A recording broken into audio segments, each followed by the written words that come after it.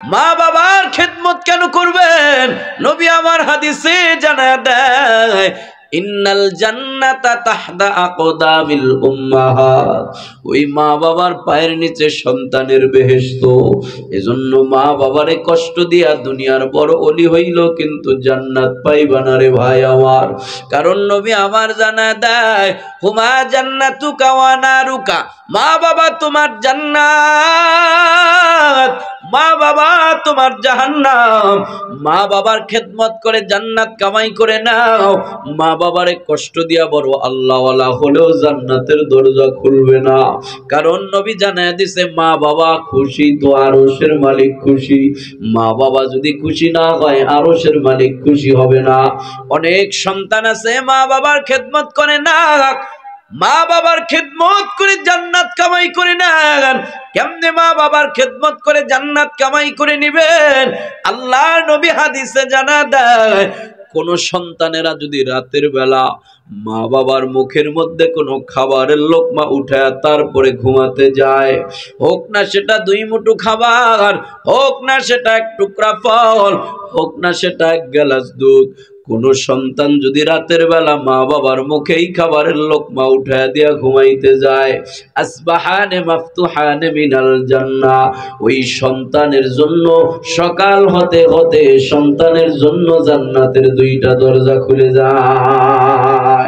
দুনিয়ার সমস্ত সন্তানেরা কেবলমাত্র পিতা মাতার সাথে শুধুমাত্র একমাত্র ভালো ব্যবহার করবে, ভালো ব্যবহার ছাড়া খারাপ ব্যবহার করতে পারবে না। ভালো আচরণ ছাড়া সন্তানেরা পিতা মাতার সাথে খারাপ আচরণ করতে পারবে না। সিদ্ধান্ত কার? আফসোস আর পরিতাপের বিষয় হলো, খবরের কাগজে পত্রিকায় দেখা যায় সন্তানের হাতে নিজের মা খুন হয়েছে, সন্তানের হাতে নিজের বাবা খুন হয়েছে। পত্রিকার কাগজ খুললে অহরহ দেখা যায়, আছে না নাই? ওরে বাকরালের মুসলমান সন্তানেরা ভালো করে শুনবেন, আল্লাহ পাকের চূড়ান্ত সিদ্ধান্ত, সন্তান পিতা মাতার সাথে খারাপ আচরণ করতে পারবে না, পিতা মাতার সাথে ভালো আচরণ করবে। পিতা মাতার সাথে সন্তান সৎ ব্যবহার করবে। সন্তান এবার যত বড় এডুকেটেড পার্সন হয়ে যাক না কেন, সন্তান যত বড়ই হোক না কেন, সব সন্তানেরা পিতা মাতার সাথে ভালো আচরণ করবে। অনেক পণ্ডিত সন্তানেরা বলে, হুজুর বাবা মা যদি আমাদের সাথে খারাপ আচরণ করে তাইলেও কি বাবা মার সাথে খারাপ আচরণ করা যাবে না? না ভাই আমার, না না। আল্লাহর নবী বলে, ওয়াইন যালামা, মা বাবা যদি তোমার উপরে জুলুম করে তারপরও মা বাবার সাথে খারাপ আচরণ করা যাবে না। এমনকি মা বাবা যদি কাফেরও হয়, ওই মা বাবার সাথে খারাপ আচরণ করা যাবে না, ভালো আচরণই করতে হবে। সিদ্ধান্ত কার? এবার বলতে পারেন, হুজুর মা বাবার সাথে ভালো আচরণ করব কয়দিন, মা বাবার খেদমত করব কয়দিন? আগের সিদ্ধান্তটা যেমন, দ্বিতীয় সিদ্ধান্তটাও তেমন। আল্লাহ পাকের ইবাদত করবেন কয়দিন? আপনার জীবন আছে যতদিন। সন্তানেরা মা বাবার খেদমত করবে কয়দিন? সন্তানের জীবন আছে যতদিন। এমন না বিয়ের আগ পর্যন্ত সন্তান মা বাবার খেদমত করবে, বিয়ের পরে বউয়ের কথা শুই না মা বাবারে ঘর থেকে বাইর করে দিব, মা বাবারে ঘর থেকে বের করে দিব, এমনটা নয়। বরঞ্চ সন্তানের জীবন আছে যতদিন, সন্তানেরা মা বাবার খেদমত করবে ততদিন। এ বাকরালের সন্তানেরা, আবার যদি সন্তান দিনের বেলা মা বাবার মুখে খাবারের লোকমা উঠায় দেয়, রাতের বেলায় আল্লাহ পাক ওই সন্তানের জন্য জান্নাতের দরজা খুলে দেয়। এ বাকরালের সন্তান, হয় আপনি রাতে মরবেন বাবা, না হয় আপনি দিনে মরবেন। যদি রাতের বেলা মরেন, দিনের বেলা মা বাবার খেদমত করার কারণে রাতের বেলা জান্নাতের দরজা আপনার জন্য খোলা। যদি দিনে মরেন, রাতের বেলা খেদমত করার কারণে, দিনের বেলা মা বাবার খেদমত করার কারণে জান্নাতের দরজা আপনার জন্য খোলা। এজন্য নবী বলে, ইন্নাল জান্নাতা তাহতা আকদাবিল উম্মাহাত। একজনরে খাওয়াইবেন, একটা দরজা খুলবে, দুইজনের খাওয়াইবেন, দুইটা দরজা খুলে যাবে। ও বাকরালের সন্তান, অনেক সন্তান আছে সামান্য বিষয় নিয়ে 5 বছর 10 বছর মা বাবার সাথে কথা বলে না, মা বাবার সাথে রাগ করে আছে। না ভাই আমার, না, আপনাদের হাতে ধরবো, পায়ে ধরবো, এমনটা করবেন না, কারণ মা বাবা আপনার জান্নাত। জান্নাতের সাথে রাগ করা যায় না রে ভাই আমার। দুনিয়ার সবাই রে কাঁদাইলো, মা বাবারে কাঁদাইবেন না। দুনিয়ার সবাই রে কষ্ট দিল, মা বাবারে কষ্ট দিবেন না। ওই মা বাবাই তো আপনার জান্নাত। সন্তান দুনিয়ায় মা বাবা জীবিত থাকতে বুঝে আসে না, মা বাবার কদর বুঝে আসে না। মা বাবা কি জিনিস বুঝে আসে না। মরার সময় আবার সন্তান ঠিকই কান্না করে, কারণ তখন বুঝে আসে মা কি জিনিস, তখন বুঝে আসে বাবা কি জিনিস। বাবা মা মরার পরে যদি মন চায় মাকে একটা মা বলে ডাক দেওয়ার জন্য, সন্তান তখন আর মাকে মা বলে ডাকতে পারে না। তখন বুঝে আসে যে মা কি জিনিস ছিল। বাবার বাবা যখন থাকে না, সব সন্তান বাবা মরার পরে বুঝতে পারে যে বাবা কি জিনিস ছিল। এজন্য মা বাবা থাকতেই নবী বলে, খেদমত করে জান্নাত কামাই করে নাও। মা বাবার মরণের পরে কান্না করলে আর কোনোদিন মা বাবা ফিরে আসবে না। আসবে? মায়েরি মরণের কালে কান্দ না রে মন,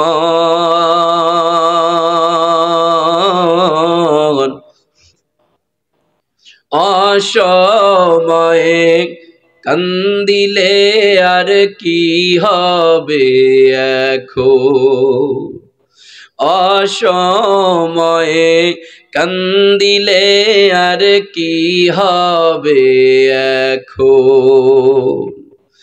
মাগো মা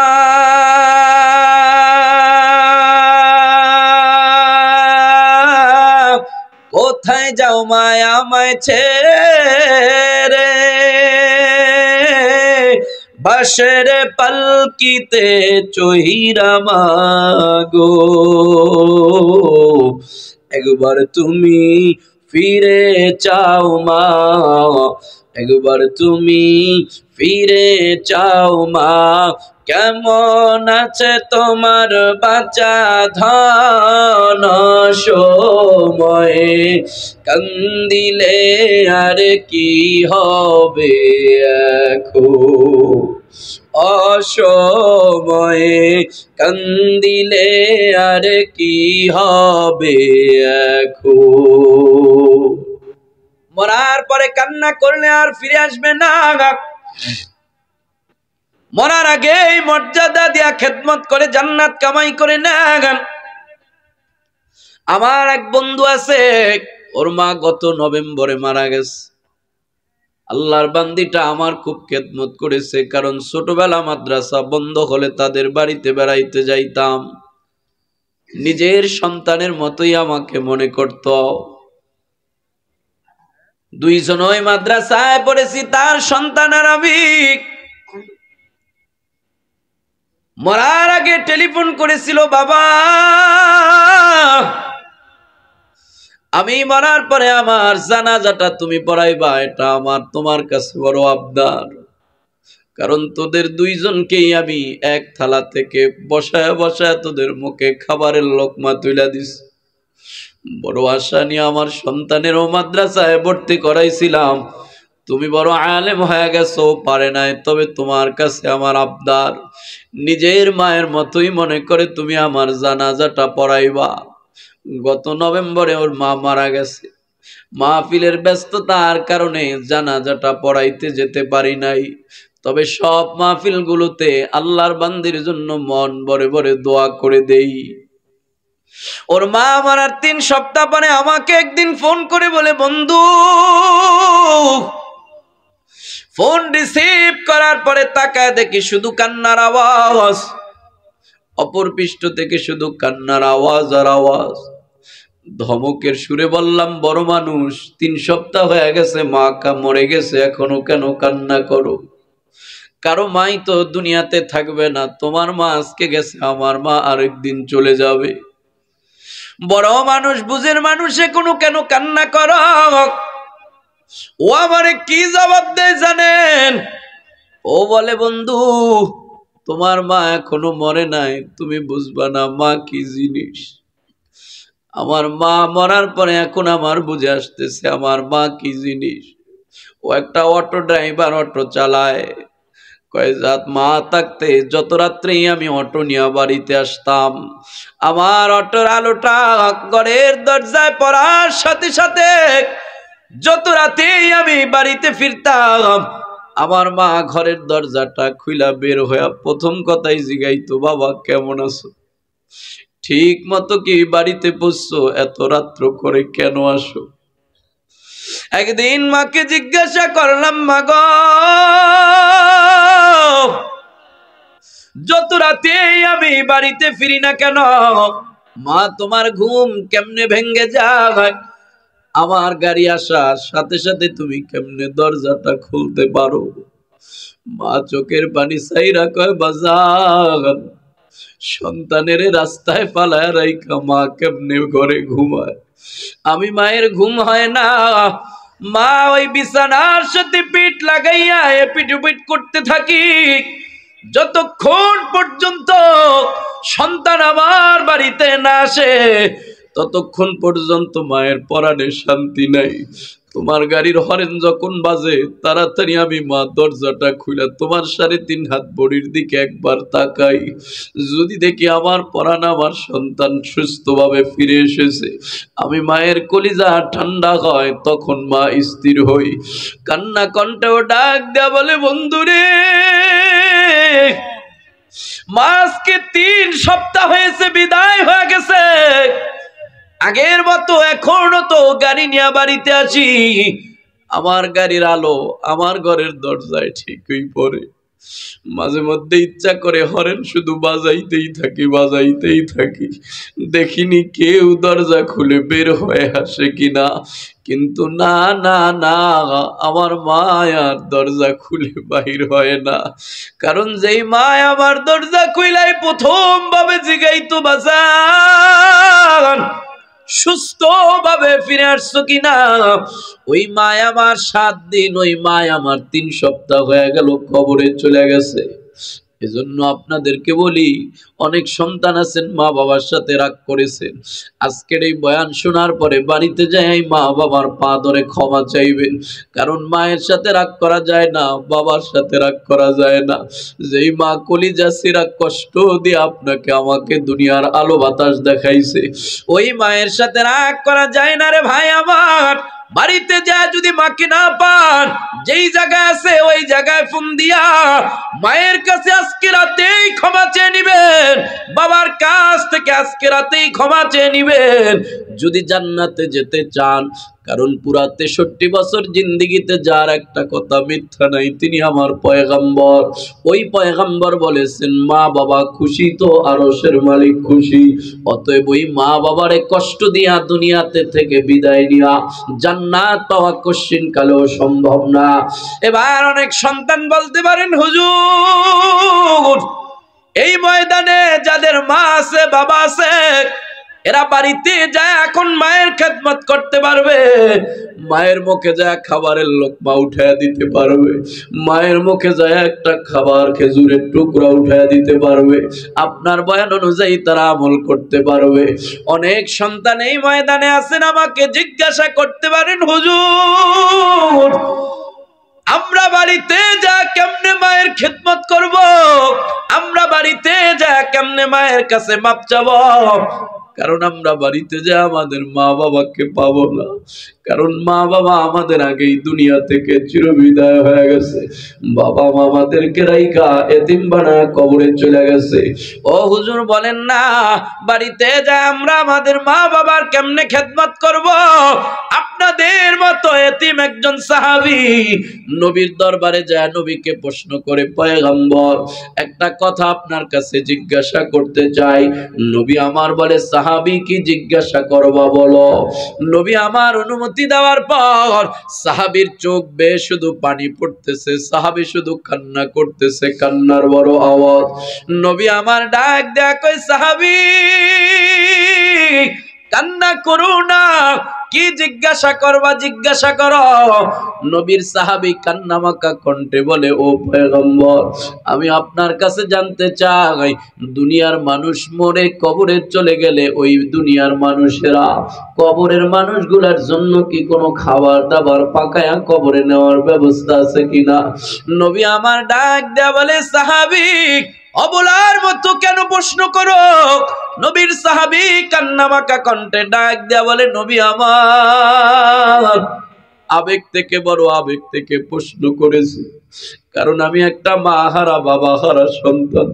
ও পয়গম্বর আমার মা নাই, আমার বাবা নাই, তবে মা বাবার কষ্টগুলো আমার চোখের সামনে দৃশ্যগুলো ভাসতেছে।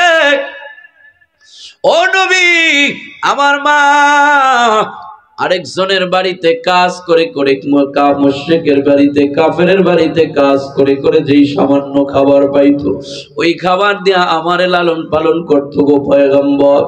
বাবা মা অন্যের বাড়িতে কাজ করে, ইহুদির বাড়িতে কাজ করে, যত সামান্য যেই খাবার পাইতো পয়গম্বর প্রায় দিন রাতের বেলা দেখতাম ওই খাবার দিয়ে আমাদের ঘরের 3 জন সদস্যের খাবার হয় না।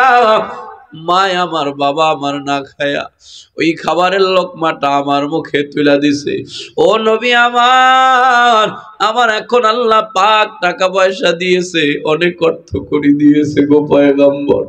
এখন আমার মন চায় যে মা দুঃখিনী না খায় আমার মুখে খাবারের লোকমাটা উঠাইছে, ওই মারে যদি আমি কিছু ভালো মন্দ খাওয়াইতে পারতাম, ওই মায়ের মুখে যদি আমি একটু ভালো মন্দ কিছু রান্না করে উঠাই দিতে পারতাম।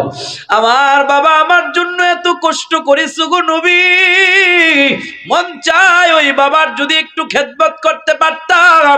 আল্লাহ পাক এখন সামর্থ্য দিয়েছে, কিন্তু পয়গম্বর পারি না মা বাবার খেদমত করতে, কারণ মা আমার বাবা আমার দুনিয়াতে বিদায় হয়ে গেছে, কবরে চলে গেছে। সাহাবীর আবেগের কথা শুনে নবীর চক্ষু দিয়ে টপ টপ করে পানি পড়তেছে। নবীর চোখের পানি দিয়া দাড়ি মোবারক ভিজা যায়।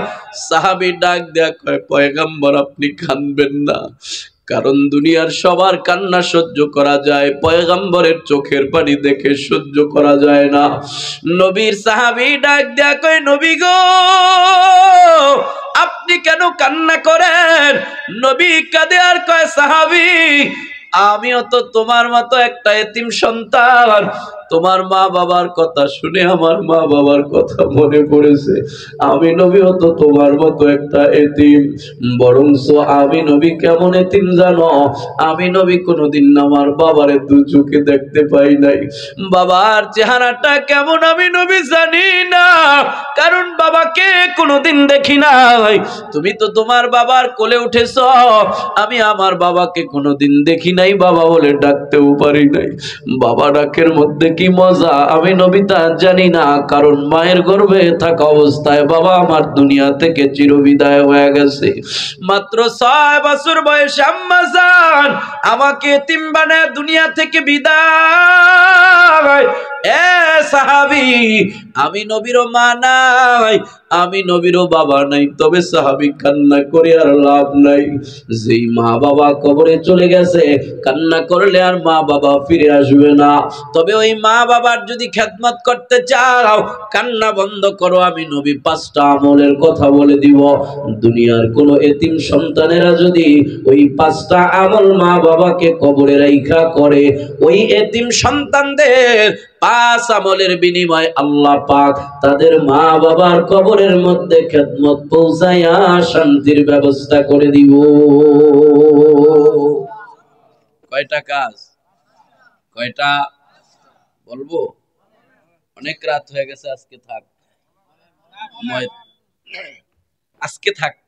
12টা বাজে গেছে, আবার কালকে কয়টা বাজে? 1টা বেজে গেছে, থাক আজকে ইনশাল্লাহ। আরেকদিন যদি কোথাও আল্লাহ পাক মিলায় দেয় তাহলে ওই সময় বলবো, ঠিক আছে না?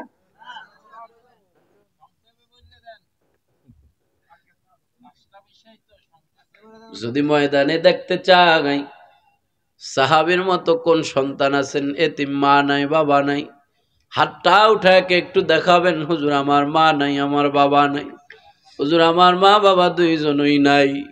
কে আছেন সাহাবীর মতো এতিম? ময়দানে তাকায় দেখেন অধিকাংশ মানুষ কারো মা নাই, কারো বাবা নাই, কারো বা মা বাবা দুইজনই নাই। আপনাদের জন্যই নবী আমার সাহাবীর মাধ্যমে বয়ান করতেছে, এ সাহাবী, বাবার কবরে খেদমত পৌঁছাইতে মন চায়, খাবার দাবার রান্না করে নিতে পারবা কিনা জিগাইতেছ, তার মানে বাবার খেদমত করতে মন চায়। হ্যাঁ, বাবার খেদমত করবা দুনিয়াতে 5 আমলের মাধ্যমে। 1 নম্বর আমল, নবী আমার বলে এতিম সন্তানেরা দুনিয়াতে মা বাবা কবরে যাদের রাখা আছে ওই মা বাবার জন্য বেশি বেশি করে দোয়া করব। কোন দোয়া করবেন? নিজের থেকে কোনো দোয়া করার দরকার নাই, বরংস আল্লাহ পাক নিজেই দোয়া শিখায় দিতেছে, ওয়াকুর রব্বিরহামহুমা কামা রাব্বায়ানি সগীরা। এ সন্তানের আল্লাহর কাছে বলো, দয়ার মালিক, আয় আল্লাহ, আমার মা বাবা আমার উপরে যেমন ছোটবেলা রহম করেছে, আল্লাহ কবরের মধ্যে আমার মা বাবার উপরে আপনি তেমন রহম কইরেন। আল্লাহ, দুনিয়ার কোনো গরিব বাবা মাও চায় না সন্তানটা কষ্টে লালন পালন হোক, যার কিছু নাই ওই মানুষটাও চায় আমার সন্তানটা যেন সুখে লালন পালিত হয়। এবার সন্তানকে আল্লাহ এটাই বলে, সন্তান তুমি আমি আল্লাহর কাছে বলো, আল্লাহ আমার মা বাবা যেমন আমার উপরে ছোটবেলা রহম করেছে, দয়া করেছে, ভালোবাসা দিয়া, আল্লাহ আপনিও আমার মা বাবার উপরে তেমন রহম কবরে করেন, কষ্ট দিয়েন না। মা বাবা আপনার আমার উপরে কেমন রহম করেছে, একটা মা একটা সন্তান গর্ভে ধারণ করতে গিয়া কি পরিমাণ কষ্ট করেছে, 10 মাস 10 দিন মা গর্ভে লালন পালন করেছে। ওই সন্তান শুধু গর্ভে ছিল এমনটা নয়, বরংস গর্ভে থাইকা মায়ের পেটে থাইকা কত লাথি মাইরা মার ঘুম হারাম করে দিয়েছে, মারে কত বেলা খাবার খাইতে দেয় নাই, মায়ের খাবার নষ্ট করেছে, খাবার খাইতে বসছে, হঠাৎ করে মা মুখে লোকমা রাইখা চইলা গেছে, কেউ জানে না মা খাবারের লোকমাটা মুখের থেকে ফালায় কেন চইলা গেছে, কারণ মায়ের পেটের সন্তানটা এত জোরে মায়ের পেটে লাথি লাগায়া দিছে, মা আর বাঁকা হইয়া বইসা থাকতে পারে নাই, খাবারের লোকমাটা মুখের থেকে রাইকা বিদায় হয়ে গেছে, উঠে চলে গেছে। শুধু কি তাই রে ভাই আমার, আপনাকে আমাকে এই দুনিয়ার একটু আলো বাতাস দেখানোর জন্য ওই প্রসবের সময় মায়ের শরীর থেকে কলস কলস রক্ত জড়াইছে, মা গলা কাটা মুরগির মতো ছটফট ছটফট করেছে। প্রত্যেকটা নারী ওই প্রসবের বেদনাটাকে এক একটা মরণ মনে করে। এজন্য দেখবেন নারীরা ওই ব্যথার সময় স্বামীর হাত ধরে মাপ চায় নেয়, ক্ষমা চায় নেয়, ও স্বামী আমার, যেই যন্ত্রণায় আর মনে হয় বাঁচবো না, আপনি আমাকে ক্ষমা করে দিয়ে, এমনকি আশেপাশের মহিলাদের থেকেও ক্ষমা চায় নেয়। ওই যন্ত্রণা দুনিয়ার কোনো পুরুষের বয়ান করে বোঝানো সম্ভব না। মায়ের ওই প্রসবের যন্ত্রণাটা এত ব্যথা, মা এমনিতেই গলা কাটা মুরগির মতো ছটফট করে না, নারী সেরা কলিজা সেরা মায়ের ব্যথা, ওই ব্যথা কেউ বুঝবে না, এক বুঝবে অন্য নারী আর বুঝবে আরেক আমার আল্লাহ। জীবনের সব কষ্ট মায়ের প্রসব বেদনায়, সাত আসমান সাত জমিন তখন মায়েরই মাথায়, এমন মায়েরে কেমনে আজি, এমন মায়েরে কেমনে আজি যাব যে ভুলিয়া, ও আমার প্রাণের মা, মা গো মা, কোথায় গেলাম মোরে ছাড়িয়া, জনম দুঃখী ইয়াতীম আমি, চায় না কেহ ফিরিয়া।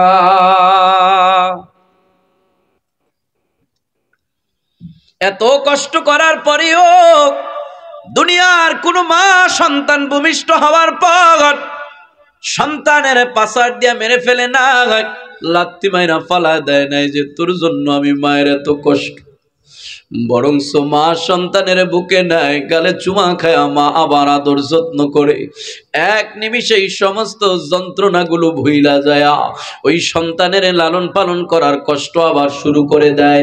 এজন্য আল্লাহর নবী জানায় দেয়, দুনিয়ার কোন নেককার সন্তান যদি মা বাবার কবরের পাশে দাঁড়ায় এই দোয়া পড়ে চোখের পানি ছেড়ে দেয়, ওই সন্তানের চোখের পানিগুলো গাল বেয়ে মাটিতে পড়ার আগে আল্লাহ পাক ওই সন্তানের মা বাবার কবরের মধ্যে খেদমত পৌঁছায়া মা বাবার কবরের আযাব মাফ করে মা বাবার কবরে শান্তির ব্যবস্থা করে দিবে।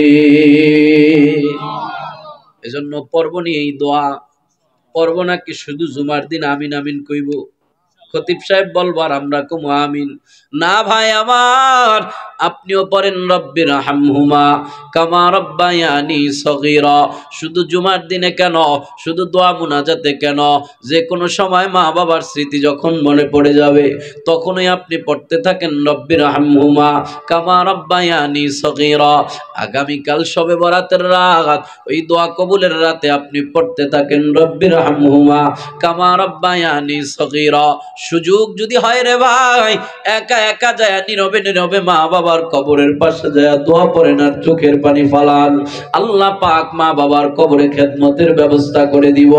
2 নম্বরে নবী আমার জানা দেয়, দুনিয়ার এতিম সন্তানেরা যদি মা বাবার খেদমত করতে চায়, ওই কবরে রাখা মা বাবার যদি খেদমত করতে চায়, 2 নম্বরে তাদের আমল হলো ওয়াল ইস্তিগফারু লাহুমা, মা বাবার জন্য দোয়া কামনা করা, ক্ষমা প্রার্থনা করা আমলের মাধ্যমে।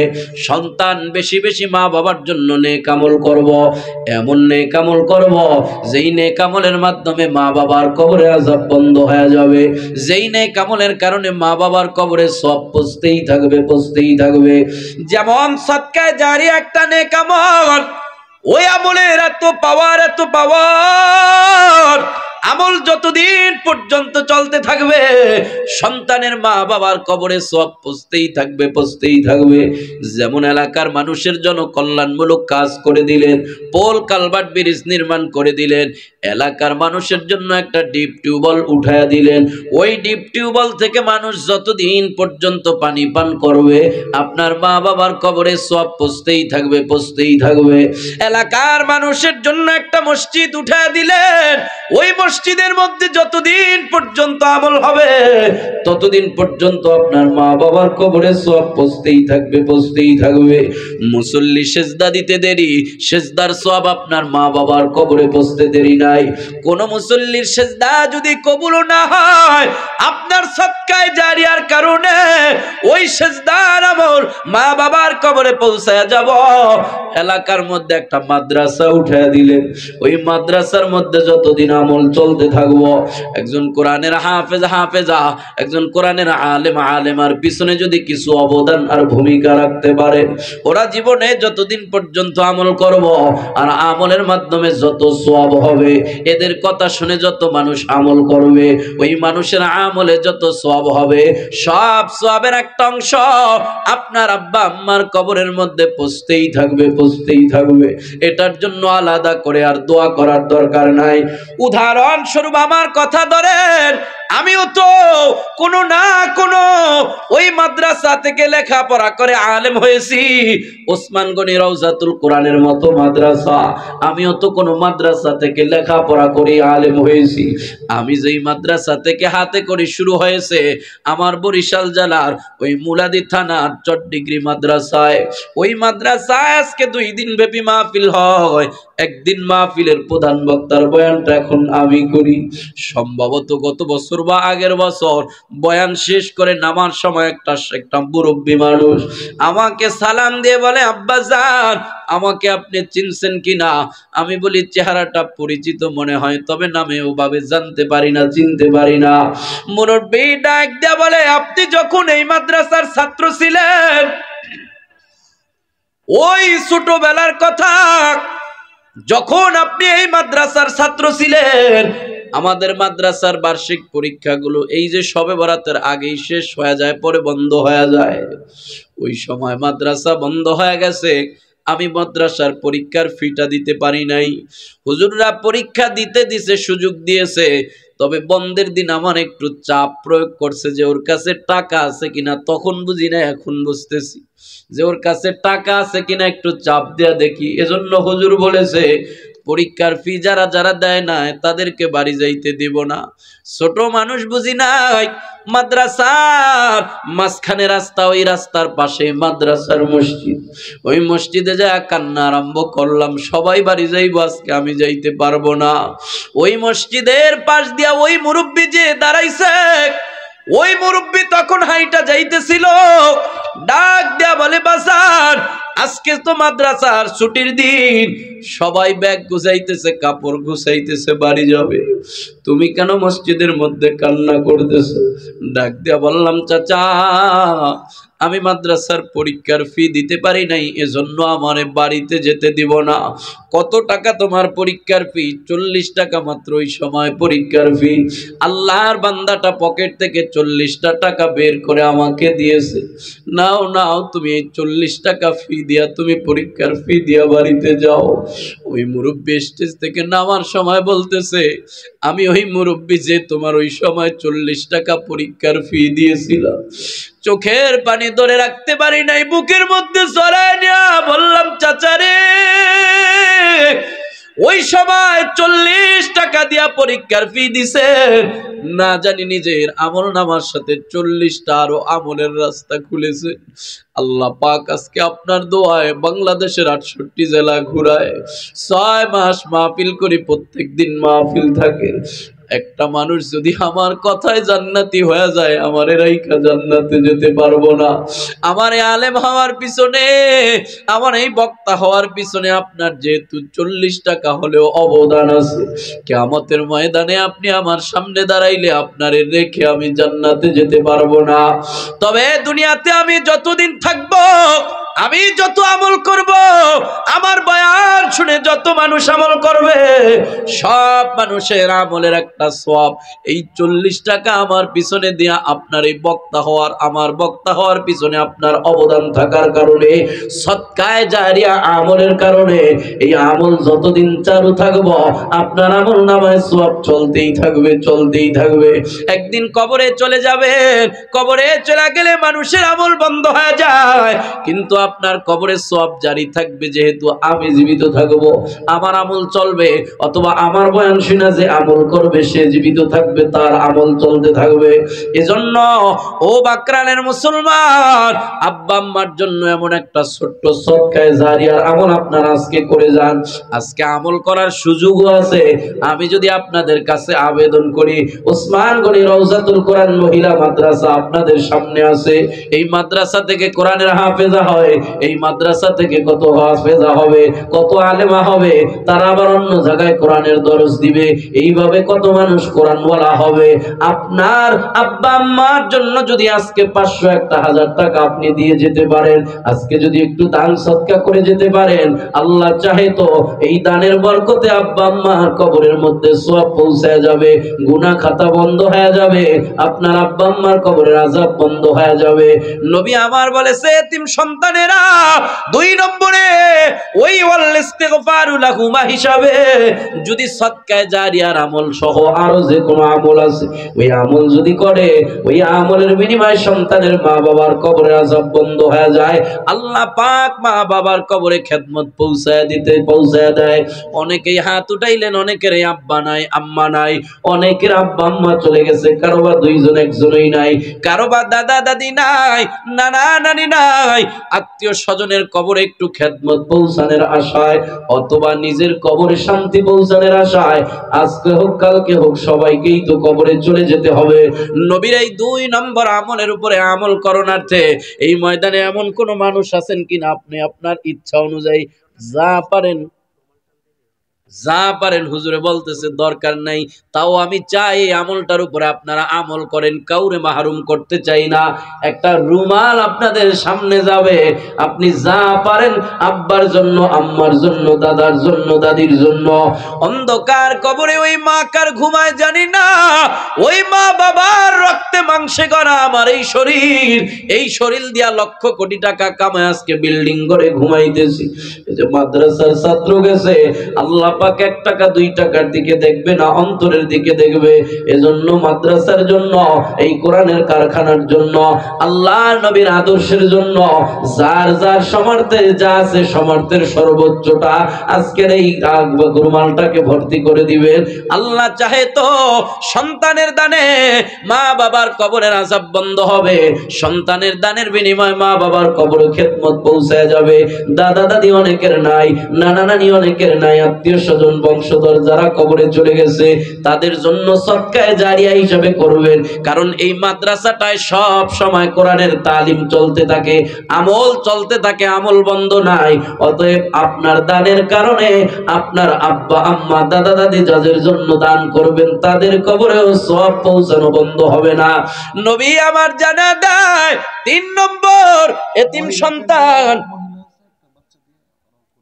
3 নম্বরে এতিম সন্তান যারা দুনিয়াতে আছে, পর্দার আম্মা জান আপনারা চাইলো মা বাবার জন্য দান করতে পারেন। এইটা হলো আমলের মাস। শাবান মাসটা বড় গুরুত্বপূর্ণ মাস। অনেক আলোচনা আপনারা শুরুতে শুনেছেন, রাত্র অনেক গভীর হয়ে গেছে, আলোচনা লম্বা করব না, ওই দিকে আর যাব না। আগামীকালকে সবাই আমল করবেন, দোয়া কবুলের সময় দোয়াও করবেন। আল্লাহর নবী জানায় দিছে 4টা 5টা রাত্র এমন আছে যেই রাতের মধ্যে দোয়াগুলো ফিরায় দেওয়া হয় না, লা ইউরাদ্দু, যেই দোয়াগুলো ফিরায় দেওয়া হয় না। এর মধ্যে একটা রাত হলো লাইলাতুন নিসফি মিন শাবান, শাবানের অর্ধ রজনী, শবে বরাতের রাতে আল্লাহ পাক দোয়া ফিরায় দেয় না। অতএব কালকে আপনারা বেশি বেশি করে দোয়া করবেন, দোয়ার আমল করবেন। ও পর্দার আম্মা জান, আপনারাও আব্বা আম্মার জন্য চাইলে দান করতে পারেন, আপনাদের কাছে রুমাল যাবে বা আপনারা উঠায়ও পাঠায় দিতে পারবেন, বাচ্চা পাঠানো হয়েছে। 3 নম্বর মা বাবার জন্য করণীয় হলো 3 নম্বর ওয়া ইনফাজুলাহুমা, মা বাবার পক্ষ থেকে ঋণগুলো আদায় করে দেওয়া।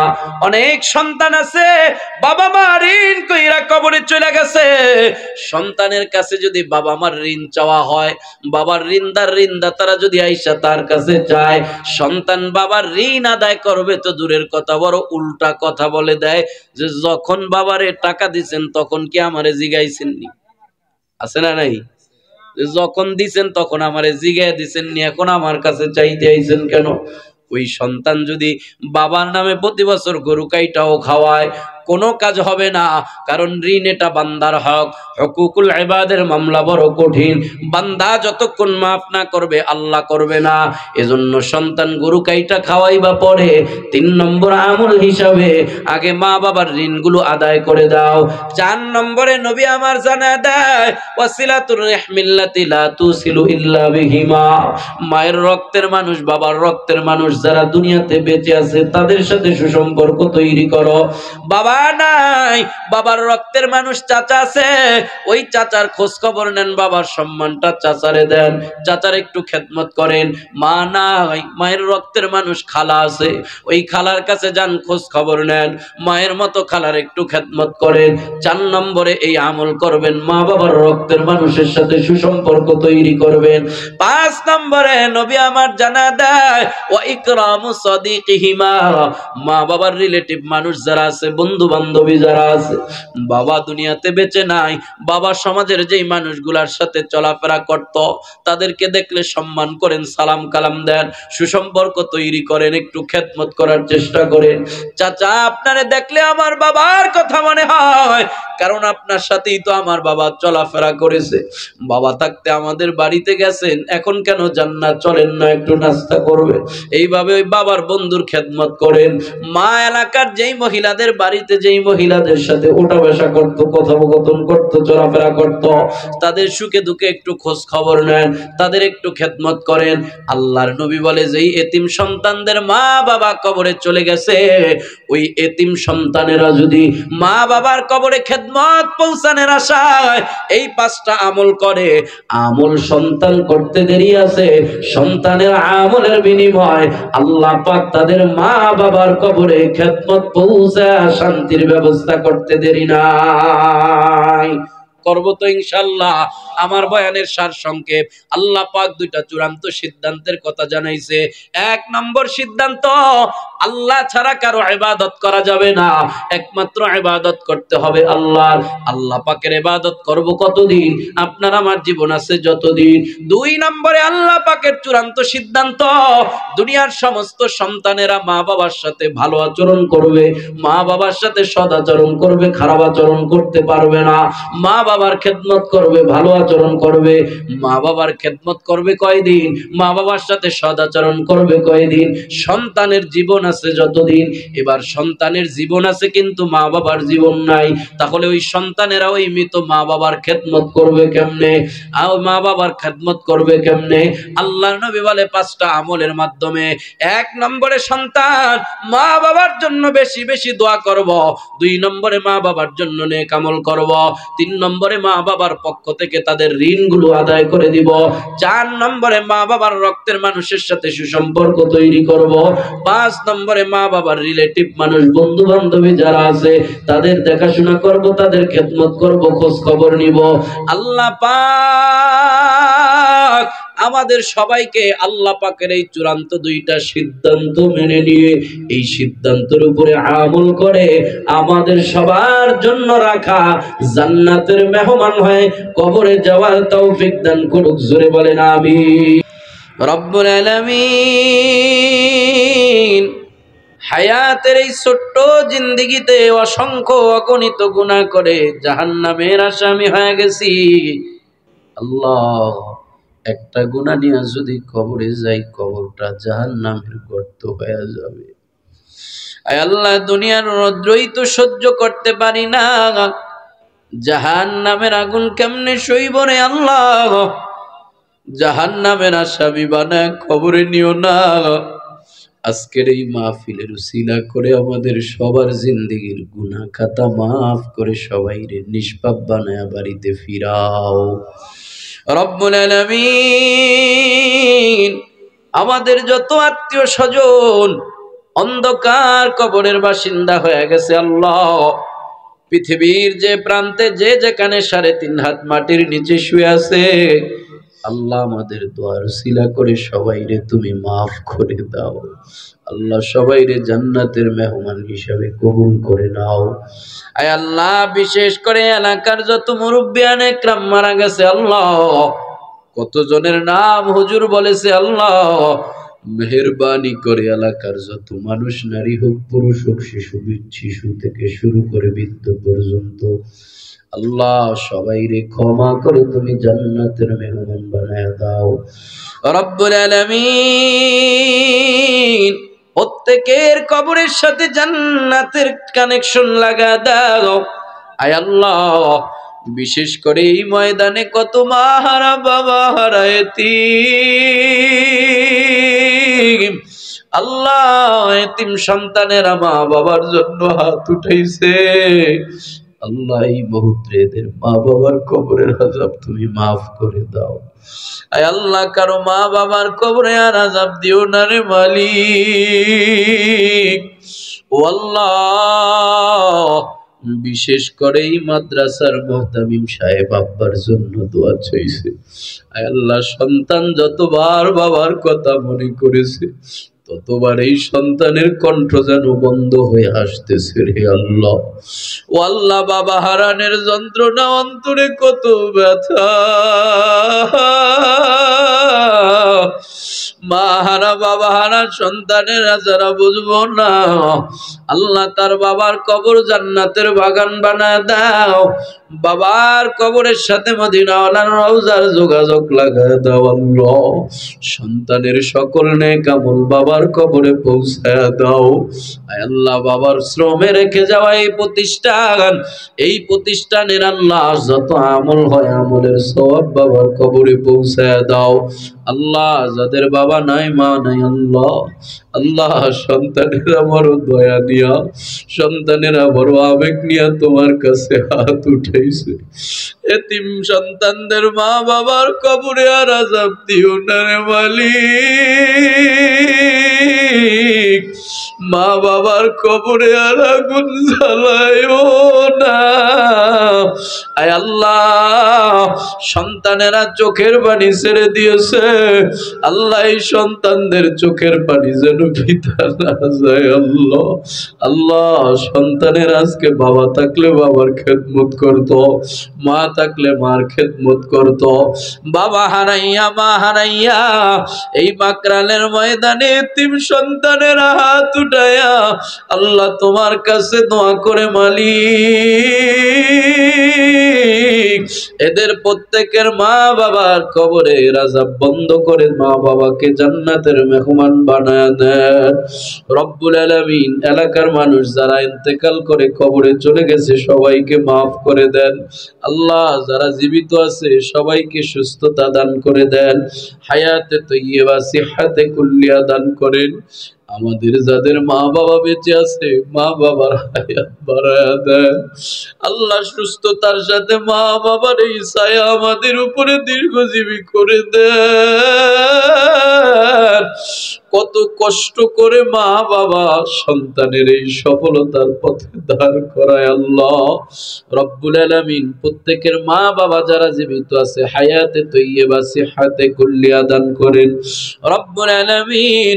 এলাকার মানুষের চাকরি বাকরি ব্যবসা বাণিজ্যে বরকত দিয়া দেন।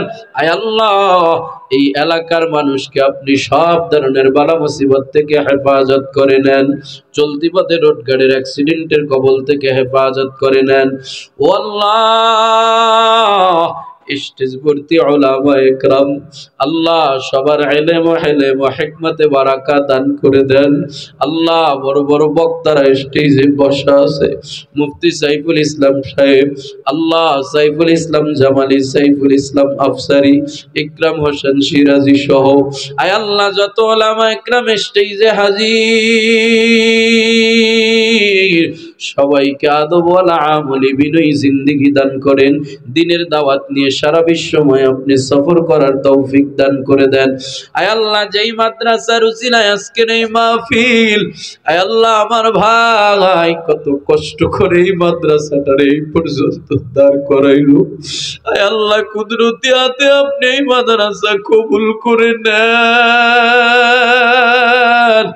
আল্লাহ। মাদ্রাসার যত জরুরত আছে আপনার গায়েবী খাজানা থেকে পূরণ করে দেন। মাদ্রাসার শিক্ষিকা ছাত্রী ওস্তাদ শিক্ষিকা সবাইরে কবুল করে নেন আল্লাহ। সবার খেদমতকে নাজাতের ওসিলা বানায় নেন। এই মাহফিলের জন্য যারা দান সদকা করেছে, সময় দিয়েছে, শ্রম দিয়েছে, পরিশ্রম করেছে, মাইক লাইট প্যান্ডেল বক্তা শ্রোতা সবার জন্য মাহফিল নাজাতের ওসিলা বানায় দেন রব্বুল আলামিন। শেষ দরখাস্ত আল্লাহ, জীবনে সবাইকে একবার হলেও মক্কা মদিনায় যাওয়ার মতো তৌফিক দিয়া দেন। জানি না কোন দিন জানি মসজিদের মাইকে আমাদের মরার ঘোষণা হয়ে যায় রে আল্লাহ, কোন দিন জানি মসজিদের চার পায়া খাটিয়াটা বাড়ির সামনে চলে আসে। মরণের ভয় করি না, কি নিয়ে তোমার সামনে দাঁড়াইব সেই ভয় আল্লাহ।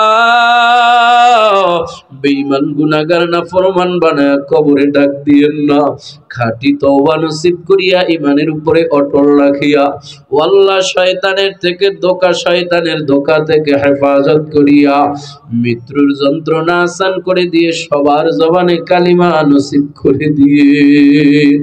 রব্বির হামহুমা কামা রাব্বায়ানি সগীরা রব্বানা তাকাব্বাল মিন্না ইন্নাকা আনতাস সামিউল আলিম ওয়া তুব আলাইনা ইন্নাকা আনতাত তাওয়াবুর রহিম। وصلى الله تعالى على خير خلقه وعلى آله وأصحابه أجمعين برحمتك يا أرحم الراحمين.